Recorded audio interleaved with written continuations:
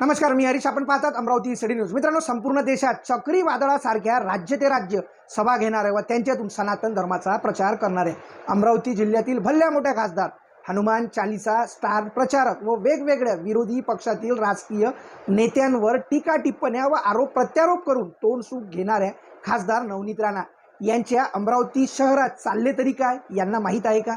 त्यांच्या शहरातील व त्यांच्या पतीच्या मतदारसंघात व तसेच राजापेठ पोलीस स्टेशन हद्दीत खुलेआम स्पाच्या नावावर देह व्यापार सारखे अनेक अवैध धंदे मोठ्या प्रमाणात सुरू आहे. याची साधी जाणीव देखील आहे का त्यांना? व यावर त्या किंचितभरही बोलायला तयार नाही असे का? मित्रांनो, शहरातील अनेक युवा पिढी हे व्यसनाच्या अधीन जात आहे. आत्ताच काही दिवस अगोदर त्यांच्या स्थानिक निवास परिसरात जवळच पोलिसांनी एका तरुणाला IPL मध्ये क्रिकेटवर सट्टा खेळताना पकडण्यात यश आले व काही महिने अगोदर CPच्या पथकाने बडनेरा मतदारसंघात व तसेच राजापेठ पोलीस स्टेशन हद्दीत घुसून स्पाच्या नावावर देहव्यापार एका मॉलमध्ये सुरू असलेल्या स्पा सेंटरवर त्याचा पर्दाफाश केला. तरीही लोकप्रिय खासदार नवनीत रवी राणा यावरही चिडीचूप होत्या असे का? असो मित्रांनो, हे सर्व बोलण्याचे कारण असे आहे की अमरावती शहरातील अनेक हॉटेल्समध्ये पबचे आक्रमण वाढलेले असून यामुळे तरुण तरुणी वाईट मार्गाला लागत आहे. MD ड्रग्स तसेच अवैध धंदे सुद्धा फोपावले आहेत. या अनुषंगाने सोशल मीडियावर एक पोस्ट व्हायरल झाली होती.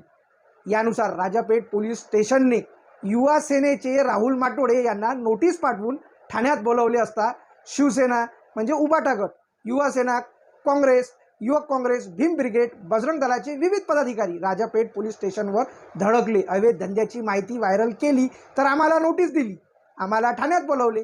यापेक्षा अवैध धंदे करणाऱ्यांना तुम्ही का बोलवले नाही, यांच्यावर कारवाई का केली नाही असा सवाल करीत तत्काळ कारवाईची मागणी यावेळी सर्व कार्यकर्त्यांनी केली. येत्या 2 ते 3 दिवसात ठोस कारवाई न केल्यास तीव्र आंदोलन करण्यात येईल असा इशाराही यावेळी उपस्थित पदाधिकाऱ्यांनी मित्रांनो दिलेला आहे. चला तर मित्रांनो, पाहूया अमरावती सिटी न्यूजचे प्रतिनिधी अमोल खोडे यांनी घेतलेल्या DCP शिंदे व तसेच तेथे उपस्थित पदाधिकाऱ्यांच्या प्रतिक्रिया.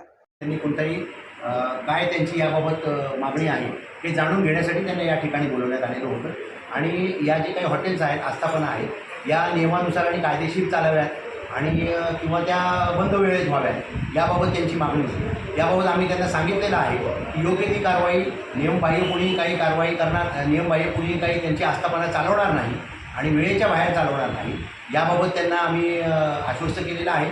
यामध्ये हॉटेल्स आणि याच्या ज्या सर्व आस्थापना आहेत त्यांचंही चेकिंग करण्यात येईल आणि कोणीही कायदा सुव्यवस्था हातात घेऊ नये, कायदा हातात घेऊ नये याबाबत या सगळ्या संबंधित पदाधिकाऱ्यांना किंवा विविध संघटनांच्या प्रतिनिधींना सूचना दिलेल्या आहेत. त्यांनीही ते मान्य केलेलं आहे.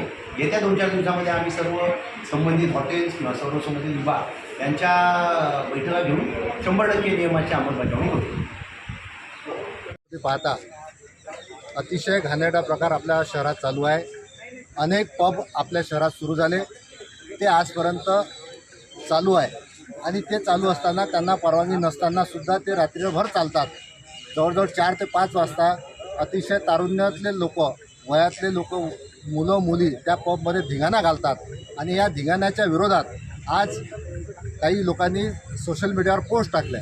आमच्या लोकांनी त्या संदर्भात पोलिसांनी त्यांना बोलावलं, परंतु मला पोलिसांना विनंती आहे की आपण आपलं काम सोडून, आपलं कर्तव्य सोडून तुम्ही ते पब बंद न करता आमच्या लोकांना बोलावतात, आमच्या जे लोक आंदोलन करतात त्यांना बोलावतात, परंतु चोरांना बोलवत नाही. म्हणून माझा पोलिसांवर आक्षेप आहे तर या 2 दिवसात आपण ते पब बंद करावे, अन्यथा आम्ही ते आंदोलन हाती घेऊ आणि ते पब बंद करू.